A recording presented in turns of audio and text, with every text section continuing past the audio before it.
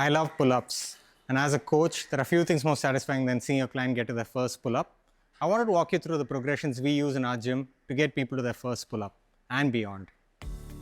The first step in our pull-up progression starts with a hang, a supported hang to be precise, where you basically have your hands on a bar and you can keep your feet either on the floor, one foot on the floor, both feet on the floor, or your knees tucked into your chest, and you get comfortable with the idea of just hanging on the spot with some weight support on the floor or maybe not.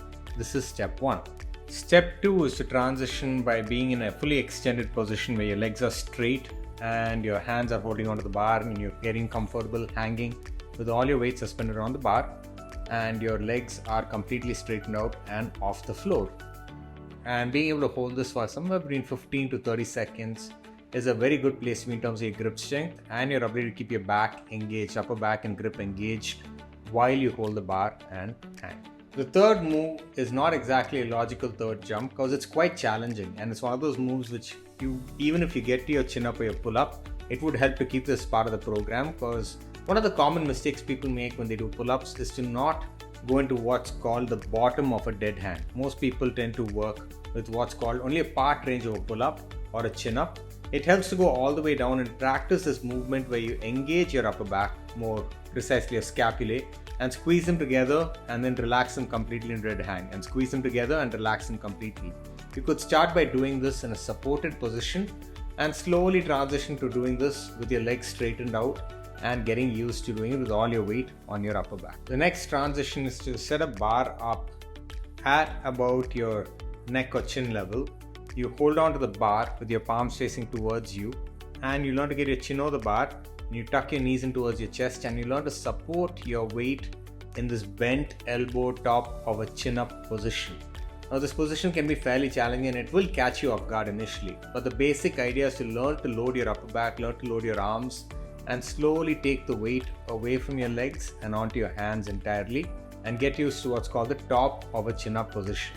Again, somewhere between 15 to 20 seconds here is a good place to start as you work your way up, and you slowly transition this over to a standing and fully standing position where you learn to hold the top of a chin up.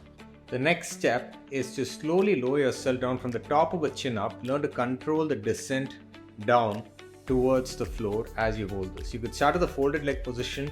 You could also support yourself by having one leg on the bench and the other leg in the air, or both legs on the bench, and slowly learn to release yourself from the top of a chin up all the way down to the floor with a lot of control.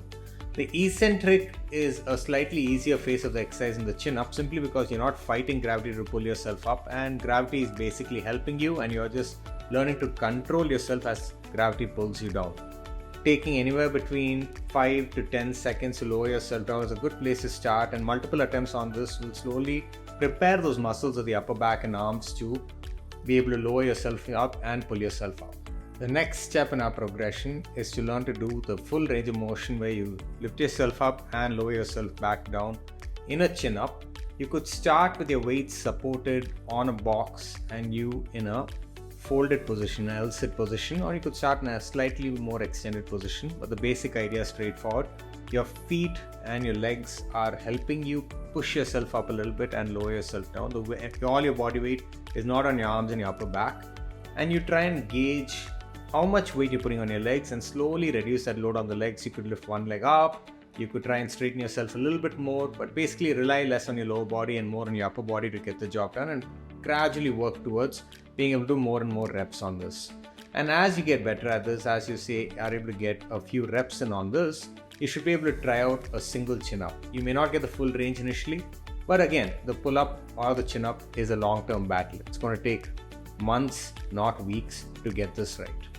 Once you've gotten a few reps of the chin up, you could then move on to a variety of different kinds of pull-ups. You could have the pull-ups, you could have a chin up, you could have neutral grip pull-up, you could have nunchuck pull-ups. You have multiple options on how you can play around with this. You can vary your grip, you can use rings. Really, the options are aplenty, and every variant of the pull-up has a different way of engaging your upper back and your biceps to varying degrees. And this can be very useful in terms of building strength. Thank you for watching.